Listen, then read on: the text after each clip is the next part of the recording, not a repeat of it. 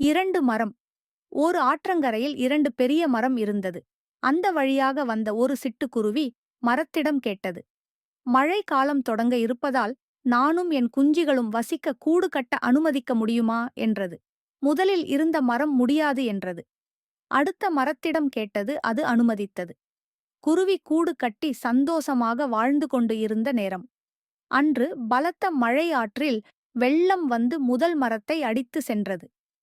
தண்ணீரில் இழுத்து செல்லும் பொழுது குருவி சிரித்துக்கொண்டே சொன்னது, எனக்கு வசிக்க கூடு கட்ட இடம் இல்லை என்று சொன்னதால் இப்போது தண்ணீரில் அடித்து செல்லப்படுகிறாய் என்றது.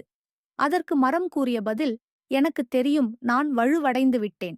எப்படியும் இந்த மழைக்கு நான் தாங்க மாட்டேன். தண்ணீரில் அடித்து செல்லப்படுவேன். நீயும் உன் குழந்தைகளும் நல்ல வாழ்க்கையை வாழ வேண்டும் என்றுதான் உனக்கு இடமில்லை என்றேன். மன்னித்து விடு என்றது. உங்களை யாரும் நிராகரித்தால் அவர்களைத் தவறாக நினைக்காதீர்கள்.